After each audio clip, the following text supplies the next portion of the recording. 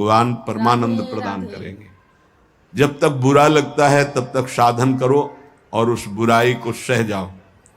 जो आपसे कोई गाली दे रहा है, अपमान कर रहा है, निंदा कर रहा है, या काम क्रोध लोभ कुछ भी, सह जाओ, चुप रहो, शांत रहो, सह जाओ। नहीं, किसी से कह देते हैं तो हृदय थोड़ा खाली हो जाता है, तो कहते हैं यहां नहीं होगा। रहीमन मन की मन व्यथा रखिए मन में गोए, ये दिव्य सिद्धांत है। कहू ते कछ दुख घटी होई, कहने से दुख कम हो जाता है, पर काहि कहो यह जान न कोई, पर किससे कहूं, इस बात को कौन जानेगा। तो रहीमन मन की मन व्यथा रखिए मन में गोए, सुनी ठलई हैं लोग सब बांट न ले है कोई। विनोद होने लगे, तुम्हारा मजाक बना देंगे लोग। सहनशील, बहुत गंभीर। वैसे भी साधुता की जब बातें आती है तो सहनशील, आशय, उदार, धीरज सहित विवेकी, जहां देखो तहां तितिक्षवः पहला शब्द है साधु के लक्षण का। यहां कह रहे हैं दो बातें भक्त की पहली पहचान। पहला, सहनशील कितना है। लोग उसे बुरा कहेंगे, उसकी हंसी उड़ाएंगे, उस पर कटाक्ष मारेंगे, उसका अपमान करेंगे, उसको छोड़ देने की धमकी देंगे, उसको लड़ने के लिए उत्साहित करेंगे, उसकी पराजय भी हो सकती है, पर वो शांत गंभीर, अपनी अंदर की वृत्ति को कभी विचलित ना होने दे, सह जाए। बहुत ध्यान देने की बात है। भजन करके उसे बचाना कठिन, बचा के पचाना कठिन, यह है भजन करना और उसको बचाना और उसको पचाना। आपको बुरा कहेंगे, पूज्य बाबा कह रहे, हंसी उड़ाएंगे, आपके कटाक्ष मारेंगे, बड़ा भजनानंदी बनता है, किसी से तो बात ही नहीं करता है, अपने को कुछ ज्यादा ही भगत समझते हैं क्या। ऐसे क्या क्या कटाक्ष करेंगे, आपको लड़ने के लिए उकसाएंगे, उत्साहित करेंगे कि आप लौट कर उनको जवाब दीजिए, लड़िए। वो ऐसा महसूस करवाएंगे कि आप हार गए, चुप हो गए, आप दब गए। चुप हो जाओ, हार जाओ, हरि को हरि नाम, मौन होकर चुपचाप सह जाओ। इस गुण से अध्यात्म की उन्नति बहुत जोर की होती है। सहिष्णु, सहनशीलता, तितिक्षा, इनको एक ही शब्द के पर्यायवाची है। सहित सहित बाढ़े भगत गृह तन गुरहित गार, सेवक जी महाराज कहते हैं। और जिसके अंदर सहनशीलता नहीं है तो वो केवल परमार्थ का आडंबर करेगा, स्वप्न में भी आध्यात्मिक उन्नति नहीं हो सकती। जागृत की तो बात जाने दो, पकड़ लीजिए। सबसे पहला लक्षण सहन करना। ये आप संकल्प कर ले कि जीवन में सब कुछ सहन करना है मुझे। जो सह गया सो साधु, जो टूट गया वो विषयी। यही बात हमको एक शराबी ने समझाई थी ब्रह्मावर्त बिठूर में। ए देखो, तिल तिल ये छवि काटी गई तो आज भगवान बन के पूज रही। ए बच्चा, टूटना नहीं। क्या भगवान का बाहरी स्वरूप था। वो बाहरी तो ऐसे मदिरा पान की एक लीला करते हैं दिखाए, लेकिन जब उपदेश मिला तो प्रणाम करके अंदर सोचा भगवान न जाने किस रूप में, और वो शब्द जीवन में नहीं भूला। खास बात होती कि जैसे ऐसे कोई बोल रहा है तो वो शब्द जीवन में नहीं भूला। ये टूटना नहीं, टूटना नहीं, कैसी भी परिस्थिति हो टूटना नहीं। यहां भी कह रहे जो सहिष्णु नहीं, सहनशील नहीं, वो आध्यात्मिक उन्नति जागृत की तो बात जाने दो, स्वप्न में भी नहीं होगी। कुछ नहीं हाथ लगता, आडंबर केवल रहता है।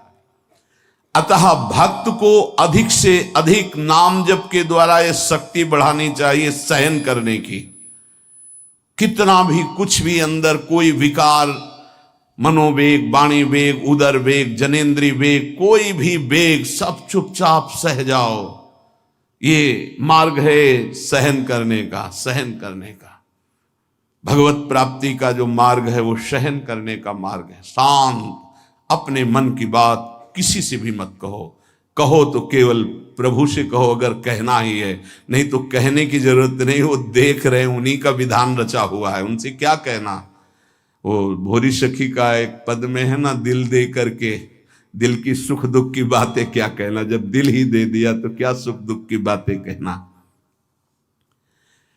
पहला तो ये हुआ सहिष्णु, सहनशीलता, और दूसरा नाम जप। ये दो से भक्त की पहचान, दो चीजें।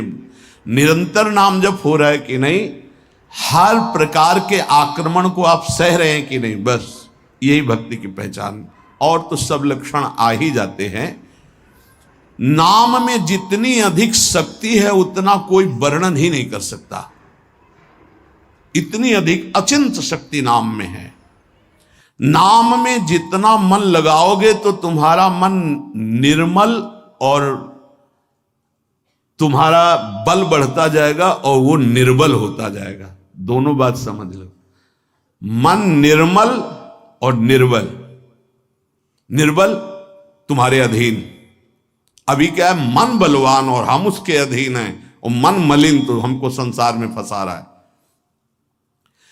नाम में जितना आपका भाव बनता जाएगा, श्रद्धा विश्वास बनता जाएगा, उतनी ही तुम नजदीक प्रभु के पहुंचते जाओगे।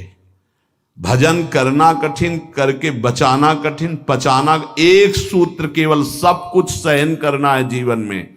भूख प्यास गर्मी सर्दी मान अपमान निंदा स्तुति सब सहन करना, चुप शांत एकदम अंदर, और नाम जप। बस ये दो बहुत जोर की बात बाबा ने बताई कि सहनशीलता और नाम जप ये प्रधान दो गुण हैं जिससे भक्त की पहचान होती।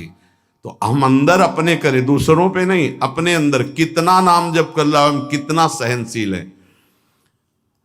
जब नई नई अवस्था में साधन में आए थे तो ये मनाते थे कि कोई अपमान करे देखे कैसा लगेगा, कोई अपमान करे। फिर भगवान ने बड़ी कृपा की, बहुत अच्छे अच्छे शब्दों के स्वागत हुई, तो हृदय में भी अब कैसा लग रहा है। एक समय ऐसे सीधे गंगा के किनारे जा रहे तो सामने से बड़ी गालियां और बड़े कटु वाक्य, ऐसे वैसे क्या क्या बातें, शांत एकदम चुप। कैसा लगा, मांगते थे कि प्रभु कभी अपमान हो तो कैसा लगेगा, कैसा लगा, शांत मन, हाँ चलो ठीक है आगे चलो। भगवान कृपा करके देते हैं। संत जन इसी से समझते कि हमारे ऊपर कितनी कृपा है। जब हमारा कोई अपमान करे हमें गुस्सा ना आवे, कोई विकार हमारे अंदर आवे, गलत चेष्टा ना हो, उसको सह गए, तब बड़ी कृपा श्री भगवान की हमारे ऊपर है। संसार का चिंतन तो सारी दुनिया करती है, यदि भक्त भी संसार का चिंतन है तो किस बात का भक्त है। अगर दो चीजें लानी, सहनशीलता और निरंतर भजन, तो ये 6 साधन हैं, ये 2 महान सद्गुण प्राप्ति के। भक्त के 2 महान सद्गुण, सहनशीलता और निरंतर नाम जप। अगर ये बात तुम्हें लानी है तो ये 6 साधन पूज्यपाद उड़िया बाबा जी महाराज बता रहे हैं। पहला, हल्का भोजन। पहला प्रहार भोजन पर किया है, और सच्ची बात है, और आप लोग भी अनुभव किए होंगे अगर भजन में चित्तवृत्ति लगाए हैं। पेट में वजन ज्यादा, भजन कम। देख लो, आप खुद देख लो। हल्का भोजन, इतना हल्का कि आप भोजन पाकर बैठे और आपको महसूस ना हो कि आपके पेट में वजन है, इतना भोजन पाया। होता है जैसे 5 रोटी पाने की आपके पेट में क्षमता है तो 3 पाइए, 5 पाने की क्षमता 7 पा गए, तब तो फिर 7.5 ही शनिचर आ ही जाएगा बुद्धि में, नहीं आ जाएगा। बिल्कुल प्रमाद आ जाता है, पक्का प्रमाद आ जाता है। धन्यवाद है उन उपासकों को जो एक दिनचर्या में रहते हैं। हाँ ठीक है, 1 चम्मच खीर डाल दीजिए, 1 पीस से डाल, बस दोबारा हमसे मत पूछना, बस वो अपनी निष्ठा में रहते हैं। ये आहार विहार ही भजन में सबसे ज्यादा सहयोगी है और बाधक भी है। हल्का भोजन लिख रहे हैं बाबा। हल्का भोजन मतलब सुपाच्य भोजन और आधा पेट भोजन। एक दिन चर्चा हुई थी, अगर याद हो पीछे, 400 ग्राम अन्न में 24 घंटे में बहुत स्वस्थ शरीर रह सकता है। केवल रसेंद्री फंसा है, रसेंद्री। हमें लगता है कि अगर हमें जीवन उछाल उत्साहित और बहुत सात्विक रखना है तो हल्का भोजन। दूसरी बात, प्राण संयम। ये जो बहुत जल्दी जल्दी श्वासें चलती हैं, इससे भजन में बड़ा बाधा पड़ती है। एक आराम से श्वास खींचिए, कितनी बार राधा नाम जपते हैं, फिर आराम से छोड़िए, कितनी बार छोड़ते हैं। प्राणों का संयम आवश्यक है, इसलिए 2-3 प्राण वायु का संशोधन की प्रक्रियाएं हैं जिनको सबको करना चाहिए। ये प्राणायाम के अंतर्गत नहीं, हम भजन की बात कर रहे हैं। आराम से बैठ जाओ, इसे दोनों स्वरों से वायु खींचो, कोई हाथ वाथ लगाने की जरूरत नहीं, पूरी खींचा और एकदम छोड़ दो। 7 बार किया एक बार में, 4 बार ऐसा करो, आप देखना एक ये प्रक्रिया है, कोई हाथ लगाने की जरूरत नहीं। प्राणवायु का संशोधन, खींचा, रोक लिया, नाम जप कर रहे हैं, एकदम प्राण व्याकुल, छोड़ दिया। एक ये है आंतरिक कुंभक और एक बाह्य कुंभक, खाली किया, नाम जप करे बैठे, फिर तुरंत खाली किया, फिर रोक लिया, इसे बाह्य 3 बस कर लीजिए। आप देखिए आपके फेफड़े, आपकी छाती, आपका प्राण संयम। कोई हम ये नहीं कह रहे ऐसे करने की, और ये मात्र 2-2 मिनट का अभ्यास कर लीजिए।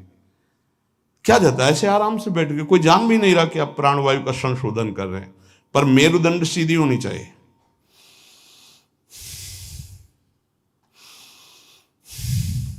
जितना अधिक खींच पाओ, अधिक छोड़ पाओ, 6 बार, 7 बार, 8 बार, बस, इससे ज्यादा नहीं। और ये 4 बार दिन में, एक बाह्य कुंभक, एक आंतरिक कुंभक, ये 5-5 बार कर ली। आप देख लीजिए आपका प्राणवायु कितना, जितना प्राणवायु पवित्र होगी उतनी सुंदर अन्न पाचन क्रिया होगी, और उतना ही आपके मस्तिष्क में एक गुदगुदाहट सी, एक ध्यान करने की इच्छा होगी। मंत्र जपोगे तो एक प्यारा लगेगा। अब जब प्राणवायु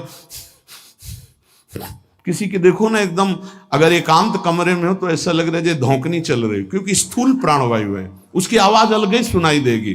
प्राणवायु का संयम, भोजन हल्का और प्राणवायु संशोधन कृपया जरूर करें, चाहे वृद्ध शरीर हो चाहे जवान शरीर हो, ये जरूरी है प्राणवायु का संशोधन। अपने तो किडनी खराब हो गई, तब से बंद हो गए, नहीं तो 45 मिनट केवल प्राणवायु संशोधन होता, तो 45 मिनट व्यायाम, और उस समय केवल भगवदा का नाम चलता था। 1 सेकंड के लिए ऐसा नहीं कि प्राणवायु संशोधन करे, नाम छूट जाए, या व्यायाम कर रहे नाम छूट जाए। तीसरा, कम बोलना, क्योंकि नाम चलाना है और सहनशील होना है। देखो, जब हम अपनी कमजोरी किसी से कहते हैं तो कमजोरी हम पर बढ़ती है और दूसरा हमारा उपहास करता है। इसलिए अपनी कमजोरी तो बोलनी नहीं, और कोई बात भी करने की जरूरत नहीं है। थोड़ा बारा व्यवहार में आवश्यक हो तो उत्तर दे दीजिए, कम बोलना सीखें। उपासक जब अपनी रहनी पे रहता है तो हमें लगता है कि धन्यवाद का पात्र है, जो अपने को जलाकर प्रभु के चरणारविंद तक पहुंच रहा है। बहुत कठिन विषय है, प्रणाम है उसको जो अपने को जलाकर आगे बढ़ रहा है। कम बोलना, तीसरा। चौथा, किसी से कोई भी इच्छा न रखना, न व्यक्त करना। ये 2 महान सद्गुण आ जाएंगे, सहनशीलता और निरंतर भजन। किसी से कोई इच्छा, आप आज क्या पाएंगे? नहीं, आप क्या पाएंगे? जो श्री जी की इच्छा। नहीं, वैसे आपको पसंद क्या है? राधा राधा राधा, राधे। नहीं, भोजन में क्या पसंद? यही आहार है। कभी भी कोई शब्द ना निकलने पाए तो आज फिर मुंगौड़ा बन जाए, ऐसा नहीं। कोई, देखो, अगर आपको वास्तविक मार्ग को प्राप्त करना है तो सिद्धांत है, कोई भी इच्छा है भी तो प्रकट नहीं करना हो। आप देख लेना, अगर श्री जी को मूंग के मुंगोड़ा ही पवाने हैं ना प्रसाद में, तो आपको मिल जाएंगे कहीं ना कहीं से। मांगने की जरूरत नहीं, कहने की जरूरत नहीं, इच्छा व्यक्त करने की जरूरत नहीं। पांचवा, जो इंद्री बहुत लालायित हो गई और उसका विषय आ गया हो तो उसका संसर्ग ना होने देना। देखो, जैसे वो दो सद्गुण कठिन है तो उनको लाने वाले साधन भी बहुत कठिन है। किसी भी इंद्री की बहुत इच्छा हुई और वैसे संयोग आ गया, कोई भी इच्छा, हर इंद्री में अपनी इच्छा रहती है, प्रबल इच्छा हुई और प्रारब्धवशात माया ने वही संयोग बना दिया, लो खाओ। और आपको पता है कि ये मेरे हृदय में बिल्कुल चल रहा था, कैसे मिले, और वो मिल गया, तो खुश नहीं होना। बोले संसर्ग नहीं होने देना, पाने नहीं, हटा देना है। इतनी हिम्मत है। पहला लक्षण सहिष्णु, वो दूसरा निरंतर भजन। जो तुम्हारे, ये सब बातों में नहीं कह रहे, जिसकी प्रबल इच्छा थी हमारे अंदर और वही आ गया संयोग से, यही बात गुरुदेव ने बताई थी। बोले जो प्रिय वस्तु हो उसका संयोग इंद्रियों के संसर्ग में ना होने पाए और उसको भोग लगा बांट दो। तो बाबा कह रहे किसी भी प्रिय बात, प्रिय वस्तु, वो इंद्रिय भोग जब उपस्थित हो तो उसका संसर्ग ना होने देना। इससे दो सामर्थ्य जागृत होंगी, निरंतर नाम जप और सहिष्णु, सहनशील। और वाणी पाठ और अपना जो संत समागम है, इसके सिवा अकेले रहने का स्वभाव बनाना। इसमें भी जो अपने परिजन परिवार के जन, उनको लगने लगता है अकेले बैठे क्यों रहता है। अरे वो अपने साधन में बैठा है, उसके लिए डिस्टर्ब थोड़ी होना कि अकेले क्यों बैठे। धन्य भाग है जैसे अपने लोगों को सूचना मिलती कि वो एकांत ही चुपचाप बैठा रहता, तो अपने को पता है, अपना हृदय शीतल होता है कि सही मार्ग है, सही मार्ग है। एकांत देश में रहने का स्वभाव होना, प्राणों का संयम होना, भोजन बहुत हल्का सात्विक होना, कम बोलना, किसी भी तरह से अपनी इच्छा को किसी के सामने प्रकट ना करना। अगर हमारे अंदर इच्छा, छठवां, अगर हमारे अंदर इच्छा आ ही गई है और उसके अनुसार प्रारब्धवशात संयोग बन जाता है उस भोग का, तो इंद्रियों का संसर्ग ना होने देना।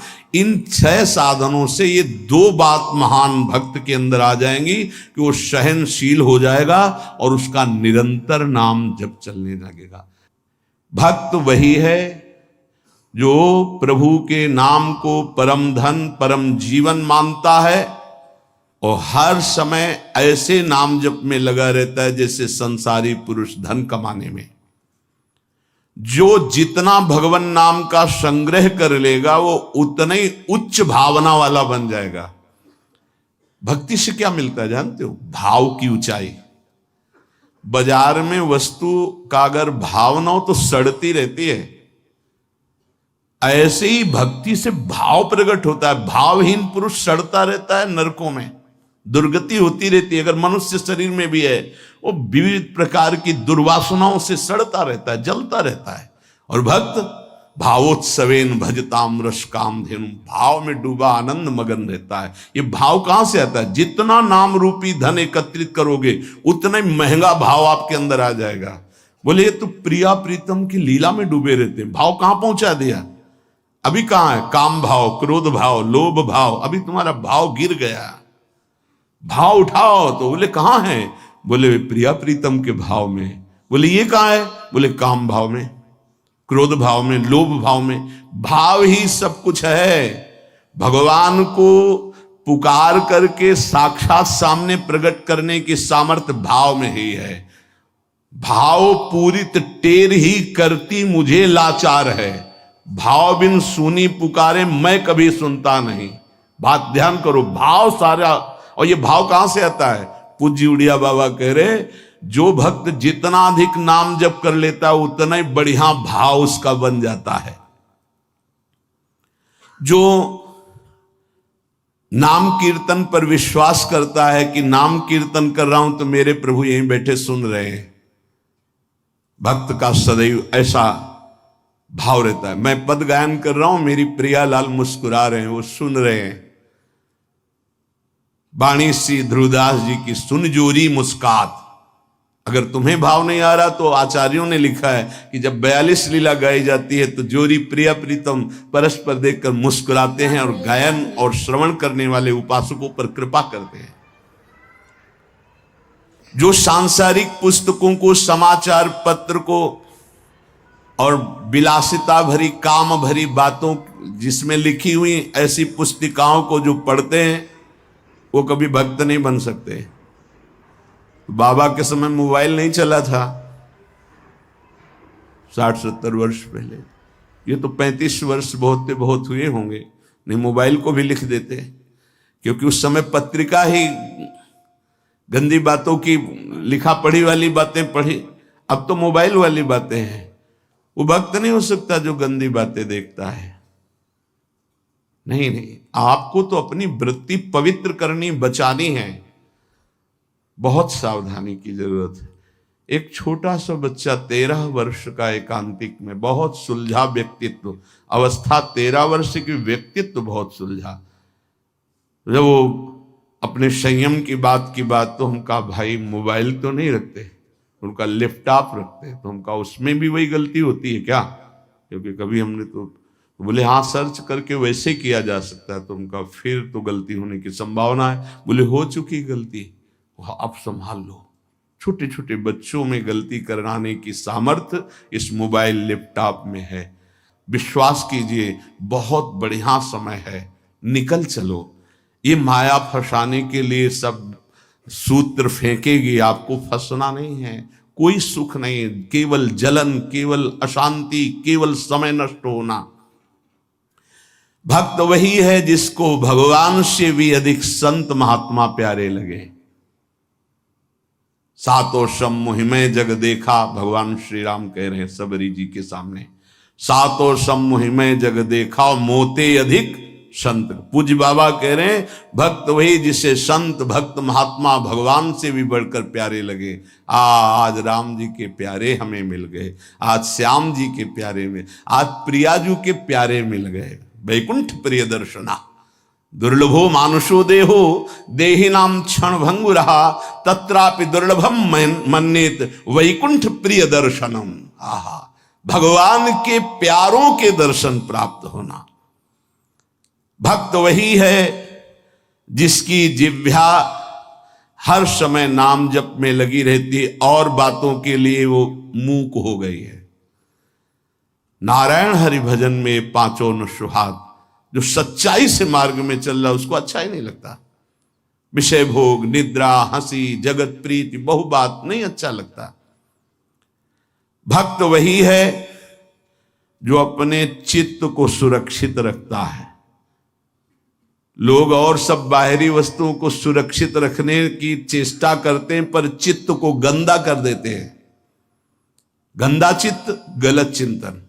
भक्त बाहरी वस्तुओं की सुरक्षा हो, चाहे आग लग जाए, लेकिन चित्त में सुरक्षा में कोई फर्क ना पड़े। चित्त हमारा चित्तचूर के चिंतन में लगा रहे।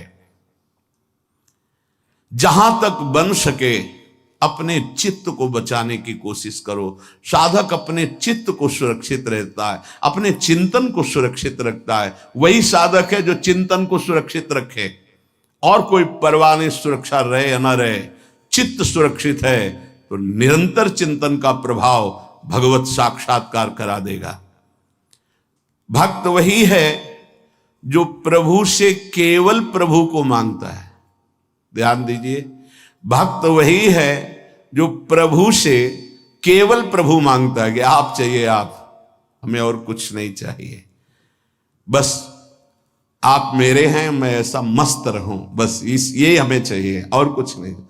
आपसे आप चाहिए, बस आपसे आपकी माया का कुछ नहीं चाहिए, आप चाहिए। भक्त वही है जो भारी विपत्ति काल में किसी भी व्यक्ति का सहारा न लेकर इष्ट के भरोसे रहता है। ये बहुत कठिन बात है। जब आपके अंदर कोई समस्या जागृत होती, विपत्ति जागृत होती, तो आपका मन कहां जाता है? प्रियाजू पे या किसी व्यक्ति किसी सलाहकार मित्र, यार हम बहुत समस्या में हैं, बहुत हमारा मन अशांत है, नहीं, नहीं कहना। प्रभु की छवि लो और छाती से लगा के उनसे बात करो, हमारा चित्त बहुत अशांत है, प्यारे आप संभाल लो। या बाहरी कोई विपत्ति है तो उन आप बात करके देखो ना कभी, पर भाव नहीं है तो बताया नहीं, फिर वो भाव बिन सुनी पुकारे मैं कभी सुनता नहीं। इसीलिए नाम जप से भाव का जागरण होता है। भाव से यदि पुकारे तो हमने सेकंड में परिवर्तन होते हुए देखा। 1 सेकंड में परिस्थिति का परिवर्तन, 1 सेकंड में भारी से भारी समस्या का समाधान, जो ही प्रभु से प्रार्थना, उसका तत्काल परिणाम देखा है। एक मात्र भगवत चिंतन ही समस्त विपत्तियों के नाश का उपाय है। हरि स्मृति सर्व विपदि मोक्षणम। इसलिए कभी किसी से सहायता मत मांगो। अगर किसी और की सहायता मांगी तो द्रौपदी की तरह परेशान होना पड़ेगा। आखिरी में द्रौपदी जी ने ठीक जगह सहायता मांगी। हा गोविंद द्वारिका वासिन, तो यहां से वस्त्र हटा नहीं पाया 10,000 हाथियों का बल रखने वाला दुशासन। हम लोग बड़े कमजोर भक्त हैं। थोड़ी सी भी बात हो तो हम किसी का, अन्य का सहारा ले लेते हैं। माता पिता भाई बंधु रिश्ते नाते ठीक है ये, लेकिन सहारा सिर्फ इष्ट देव का। जरा इस शब्द पर देखिए, मेरी महारानी श्री राधा रानी, जाके बल में सबसों तोरी, लोक वेद कुल कानी। किया आपने, तोड़ा आपने। सबसों तोरी लोक वेद कुल कानी, तब असलियत में मेरी महारानी श्री राधा रानी। बाबा कह रहे हैं भक्त तो वही है जो भारी विपत्ति काल में किसी भी व्यक्ति की सहायता के लिए न देखे, केवल प्रभु की तरफ। अब वो क्या रूप रख करके आते हैं वो देखेंगे, लेकिन किसी अन्य आश्रय में ना आ जाए, नहीं तो हमारी भक्ति बाधित हो जाएगी। प्रहलाद जी ने किसी को पुकारा क्या?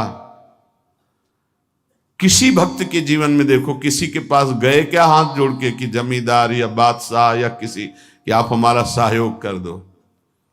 नहीं, प्रभु देखेंगे। और वो ऐसे अंतिम समय तक कोई सहयोग नहीं कि अब अगला कदम जाएगा ये गिरेगा, और उसी कदम पे प्रभु ऐसे बस आखिरी दम तक वो देखते कि शायद कोई अंदर से पुकार पड़े किसी और को। जब देखा कि बस वो पकड़, आप निहाल हो गया, विपत्ति नहीं अब संपत्ति घेरेगी, अब कोई तुझे परेशानी नहीं, मेरी कृपा संपत्ति तेरे को सदैव दुलार करती रहेगी। पूज्य बाबा कह रहे हैं भगवान का सच्चा भक्त वही है जो भगवान से अधिक किसी को नहीं मानता।